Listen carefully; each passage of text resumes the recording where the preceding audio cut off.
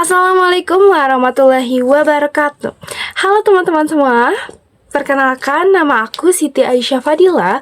Aku dari Universitas Teknologi Digital, lebih tepatnya dari program studi S1 Akuntansi dan dari kelas C325 dengan NIM 10225070. Di video ini saya akan menjelaskan hasil observasi yang telah saya lakukan pada UMKM Alumart Frozen Food dan juga menjelaskan perhitungan harga pokok produksi dari produk yang telah Alumart Frozen Food itu jual gitu, yaitu risol mayo. Kita langsung masuk ke profil singkat dari Alumart Frozen Food. Alumart merupakan salah satu UMKM dagang yang menjual produk frozen food di kawasan Ciwastra, Bandung. Jenis usaha ini adalah usaha dagang yang bergerak di bidang F&B yang masih berskala mikro dan didirikan pada tahun 2023. UMKM ini menyediakan berbagai macam produk siap saji dalam kemasan vakum ataupun dalam kemasan mika gitu ya. Nah, makanannya itu seperti aneka nugget, terus cilok, dimsum, risol mayo yang dibuat secara handmade. Bahkan jika ada event seperti lebaran kemarin, Alumart itu memproduksi kue-kue kering khas lebaran untuk dijual. Jadi tidak hanya cilok, nugget, risol, dimsum dan lain-lainnya itu, tapi Alumart juga menjual produk kue-kuehan lebaran di saat momen-momen lebaran gitu. Alumart Frozen Food itu memproduksi produk-produknya seminggu sekali, di mana dalam satu minggu itu Alumart hanya memproduksi 2 macam produk saja. Contoh, di minggu ini Alumart itu membuat dua produk yaitu risol mayo dan juga cilok. Nah, itu tuh disimpan di freezer gitu. Sesudah itu minggu depannya Alumart itu membuat lagi produk, tapi beda dengan 2 macam produk ini, yaitu misalnya dimsum dan juga nugget ataupun yang lainnya gitu. Lalu untuk proses produksinya, Alumart ini dibantu oleh 2 karyawan. Nah, di mana satu karyawan itu memegang satu produk untuk diproduksi di minggu ini. Karena di setiap minggunya Alumart hanya membuat 2 macam produk, jadi Alumart hanya membutuhkan 2 karyawan untuk membantu proses produksinya. Nah, di sini saya menggunakan salah satu jenis makanan yang ada di Alumart Frozen Food, yaitu risol mayo, untuk dihitung harga pokok produksinya. Karena produk di Alumart itu lumayan banyak, nah jadi saya hanya menggunakan salah satunya saja gitu. Masuk ke alur pembuatan produksi dari risol mayo, yang pertama yaitu membuat kulit risol mayo. Yang kedua yaitu pembuatan saus dari risol mayonya. Lanjut ke proses yang ketiga yaitu memotong tambahan isian dari risol mayo. Lanjut proses keempat yaitu pembuatan olesan luar perekat kulit dan juga isian risol mayo. Lanjut ke proses yang kelima dan yang terakhir yaitu penggulungan kulit dan juga isian risol mayo dan penepungan risol dengan tepung panir lalu disusun ke dalam mika. Oke, kita masuk ke perhitungan harga pokok produksi dari produk risol mayo Alumart Frozen Food. Nah, Alumart ini setiap minggunya memproduksi sekitar 90 piece risol mayo. Nah, ini dia rincian dari harga pokok, laporan harga pokok produksi. Yang pertama itu dari biaya bahan baku ya. Biaya bahan baku itu terdiri dari 3 kategori, yaitu bahan kulit, isian, dan juga bahan lain seperti untuk perekat atau tepung panirnya. Yang pertama itu bahan kulit. Bahan kulit itu terdiri dari tepung terigu, tapioka, telur, dan juga margarin. Nah, terigu seharga 9.000 terpakai sekitar 1 kg.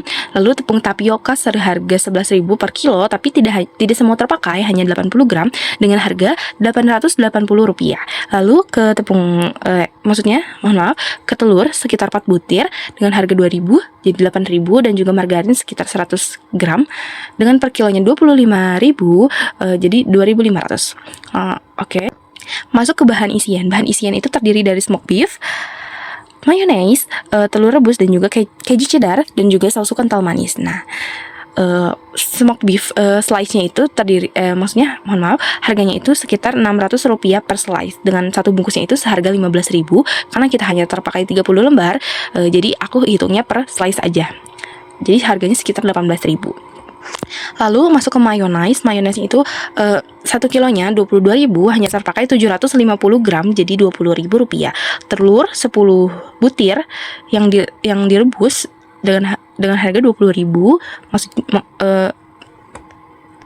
Maksudnya totalnya jadi 20.000, dan keju cheddar sekitar 1 blok dengan harga 15.000.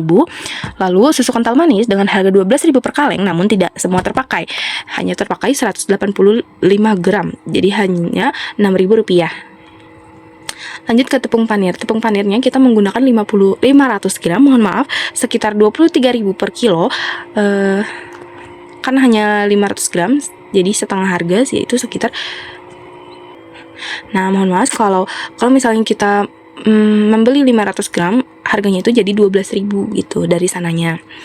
Nah, lalu di sini ke tepung perekat, yaitu tepung terigu sekitar terpakai 100 gram dengan per kilonya 9.000, jadi Rp900. Total harga biaya bahan baku yaitu Rp92.280. Lanjut, di sini ada ke biaya tenaga kerja langsung.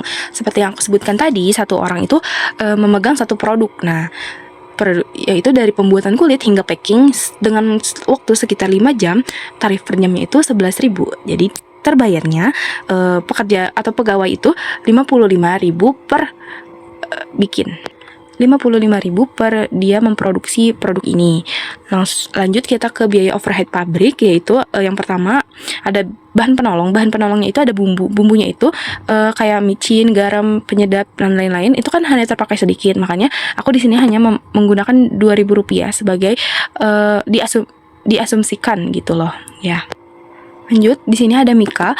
Nah, kenapa kan harga per 100 piece-nya itu 26.000. Kenapa di sini 3.900? Karena hanya terpakai 15. Alumart ini menjual produknya itu per pack-nya 6 per pack. Jadi kita hanya menggunakan 15 mika dan juga 15 stiker label gitu. Dan kresek juga sama gitu. Lalu ada gas itu sekitar 25.000 per kilo. Kita kurang tahu karena kita tuh hanya memakai sedikit, guys. Makanya di sini hanya ada Rp2.000 diasumsikan. Lalu listrik per bulan sekitar 5.000 dan juga freezer penyusutannya sekitar 7.500. Lalu dan total biaya overhead pabrik itu sekitar 24.900.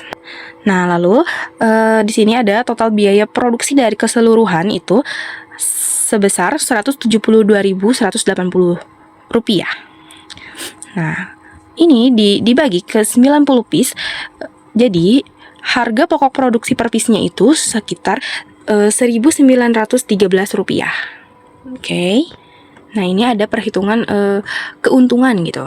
Dari yang tadi yang 172.180 sekitar 90 piece itu kan harganya Rp1.913 per piece.